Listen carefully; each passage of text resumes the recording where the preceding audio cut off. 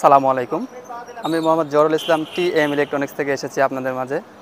তো আপনারা যারা সোলার সিস্টেমটা ব্যবহার করেন তাদের জন্য আজ মূলত এই ভিডিওটা। চলুন আমরা দেখে আসি সোলার সিস্টেমটা প্রথমত আমরা ভালো আউটপুট পাইলেও পরবর্তীতে কেন পাই না, জাস্ট এটুকুই দেখানোর জন্য আমি আপনাদের মাঝে আজকে এসেছি। প্রথমত যারা আমরা সোলার সেট আপ করি তারা জাস্ট এরকম অ্যাঙ্গেলে রোদ্রের দেখেই বেশিরভাগ সেট আপ করার চেষ্টা করি। আর দ্বিতীয়টা হচ্ছে প্রথম যখন আমরা সোলারের ভালো একটা আউটপুট পাই, কিন্তু কিছুদিন যাওয়ার পরে দেখা যাচ্ছে সেই আউটপুটটা আমাদের আস্তে আস্তে কমে যাচ্ছে। তো কেন কমে যাচ্ছে জাস্ট এটুকুই আমি আপনাদেরকে আজকে দেখাবো। তো প্রথমত আমি দেখতে পাচ্ছি যে সোলারের উপর বেশ একটা ময়লার আবরণ পড়ে গেছে। সে আবরণটা জাস্ট দেখা যাচ্ছে হয় ধোলাও হতে পারে কিংবা কোনো গাছের লতা পাতা কিংবা কোনো কালারেরও হতে পারে। তো এটা কেন পড়ে? এটা দেখা যাচ্ছে সোলারটা বেশি দিন ব্যবহারের কারণে উপরে অনেক ধুলা ভালো পড়তে পারে। তাহলে আমরা এই সোলারটাতে কিভাবে ভালো একটা আউটপুট পাবো? তো আপনাদের জন্য আমি এসেছি সেই সোলারটা কিভাবে ভালো আউটপুট পাওয়া যাবে, কিভাবে কি পাওয়া যাবে।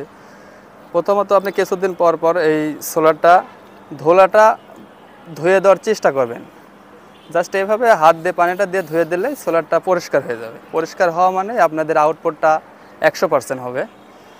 আর দ্বিতীয়ত হচ্ছে আপনার রৌদ্রটা কোন জায়গায় থেকে বেশি লাগে, ছাদের কানিতে কিংবা ছাদের উপর থেকে, কিংবা দেখা যাচ্ছে গাছের আশেপাশে সোলারটা না দেওয়ারই চেষ্টা করুন বেশিরভাগ, কারণ ডালপালা পরেও সোলারটা নষ্ট হয়ে যাওয়ার সম্ভাবনা থাকে। জরুল ভাই কি করতেছেন? ভাই আমাদের এই বাসার সোলারটা প্রথম থেকে ভালোই একটা আউটপুট পাইলাম, কিন্তু মাঝখানে এসে দেখা যাচ্ছে যে আউটপুট কমে যাচ্ছে।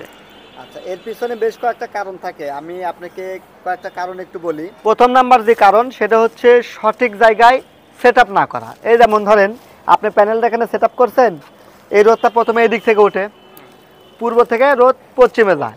তো পূর্ব থেকে যখন রোদ উঠতেছে ওই বিল্ডিংয়ের কারণে এখানে সঠিকভাবে রোদটা পাচ্ছে না। তাহলে কি হলো, সকাল 11টার পরে এসে এই সূর্যটা এই বিল্ডিংয়ের কারণে এখানে বাধা পাচ্ছে, যার ফলে 11টা থেকে 1টা পর্যন্ত আপনি সূর্য পাচ্ছেন না।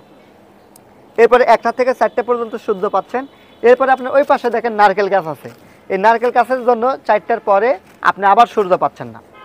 এই যে ল্যাগিংটা, এটা হচ্ছে প্রথম ভুল। যার কারণে সোলার যেখানেই লাগানো হোক সেখানে যেন খোলামেলা পরিবেশ হয়, সূর্যের আলো যেন ফুল পায়, সেটা খেয়াল করতে হবে। নাম্বার 2, এই যে আউটপুট কেবলসটা আছে, এই আউটপুট কেবলসটা অবশ্যই প্যানেলের অ্যাম্পিয়ার অনুপাতে হতে হবে। এটা হচ্ছে 150 ওয়াটের একটি প্যানেল, এটার আউটপুট হচ্ছে 10 অ্যাম্পিয়ার। তো 10 অ্যাম্পিয়ার একটা প্যানেলের জন্য ন্যূনতম 70-76 তার হওয়া লাগবে, কেবলস হওয়া লাগবে।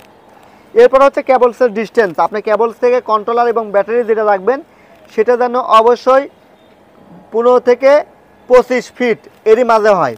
15 থেকে 25 ফিটের মধ্যে যদি হয় তাহলে এটা সঠিক অ্যাম্পিয়ারে সে চার্জ কন্ট্রোলারে যাবে এবং চার্জ কন্ট্রোলার থেকে ব্যাটারিতে সঠিক অ্যাম্পিয়ারে চার্জ হবে। 3 নাম্বার হচ্ছে প্যানেল অ্যাঙ্গেল সঠিক থাকে। একবার করে যে কোনো ডিটারজেন্ট দিয়ে পরিষ্কার করা উচিত, কারণ পরিষ্কার না করলে এটাই যে ধুলা পড়ছে, এই ধুলার কারণে সূর্যের আলোটা কম পড়বে। আর টেস্ট পয়েন্ট হচ্ছে 5, ব্যাটারিতে অনেক সময় আয়রন পড়ে যায়, অর্থাৎ লবণাক্ত হয়ে যায়। প্রতি 15 থেকে 20 দিন বা 1 মাস পর পর ব্যাটারির টার্মিনালটা পরিষ্কার করে দেওয়া উচিত। এবং সেই সঙ্গে ব্যাটারির যে আপার লিপার যে পানির দাগ, ব্যাটারির আপার লিপার পানির দাগটা মেনটেন করা উচিত। তাহলে যদি পানি কমে যায় পানি দিবেন, পানি ঠিক থাকলে তো আলহামদুলিল্লাহ। এই জিনিসগুলো মেনটেন করা উচিত। 6 নাম্বার হচ্ছে আপনি ব্যবহৃত লোড, অর্থাৎ আপনি যেটা ব্যবহার করতেছেন সেটা যেন অবশ্যই আপনি প্যানেলের উৎপাদন টার্গেট এবং ব্যাটারির লোড ক্যাপাসিটি অনুপাতে যেন হয়। এখন আপনি 150 ওয়াটের প্যানেল দিয়েছেন, ব্যাটারি দিয়েছেন 130, আপনি মনে করতেছেন ইচ্ছা মতন চালাবো, তাহলে তো হবে না। এটাকে যদি আপনারা পল্লী বিদ্যুৎ মনে করেন তাহলে তো হবে না। সোলার কিনছেন, এটার একটা লিমিটেড ব্যালেন্স করে আপনাকে চালাতে হবে, কারণ এ চার্জ করে হচ্ছে 8 থেকে 9 ঘন্টা, 8 থেকে 9 ঘন্টা চার্জ করে, বাকি টাইম কিন্তু চার্জ করে না। তো এই চার্জে ব্যাটারিটা যদি এটা 8 ঘন্টা চার্জ করে 10 অ্যাম্পিয়ার বেগে, তাহলে একটা 80 ওয়াটের ব্যাটারি ফুল চার্জ করতে পারে। সেখানে যদি আপনারা 80 অ্যাম্পিয়ারের ব্যাটারি না দিয়ে যদি 130 দেন তাহলে ব্যাটারিটা ফুল চার্জ হবে না। তাহলে এটা 80 অ্যাম্পিয়ার চার্জ করছে, আপনার লোডটা সেখান থেকে 20% মাইনাস করে 65 ওয়াট পর্যন্ত ব্যবহার করতে পারবেন। এই যে লোড ক্যাপাসিটি, এগুলো বুঝে যদি আপনি ব্যবহার করেন তাহলে একটা সোলার সর্বনিম্ন 25 বছরই যাবে। তো যাই হোক জহুরুল ভাই, এখন আপনি যে পরিষ্কার করতেছেন এটা কি আপনি নিয়মিত করেন তো নাকি? হ্যাঁ ইনশাআল্লাহ। থেকে দর্শকদেরকে পরিষ্কার করা দেখাচ্ছিলেন তাই তো? যে কিভাবে পরিষ্কার তো করলে দর্শক আপনি দেখেন যে এ কিভাবে পরিষ্কার করে সেটা একটু আপনারা দেখেন। জহুরুল ভাই পরিষ্কার করতেছে, ইনি হচ্ছে আমাদের টিএম ইলেকট্রনিক্সের টেকনিশিয়ান। এটা আমাদের অফিসের ছাদেই লাগানো আছে আপনাদেরকে দেখানোর স্বার্থে, এবং আমরা নিজেরাও ব্যবহার করি। এটা জেনেটিক পাওয়ারের প্যানেল। আর জহুরুল ইসলাম আপনাদের বাকি কথা বলবে। ধন্যবাদ। আসসালামু আলাইকুম। তো প্রথমত আমরা দেখা যাচ্ছে কিছু পরিমাণ পানি নিয়ে উপরকার ধুলাগুলো ফাইন করে মুছে পরিষ্কার করে দেব।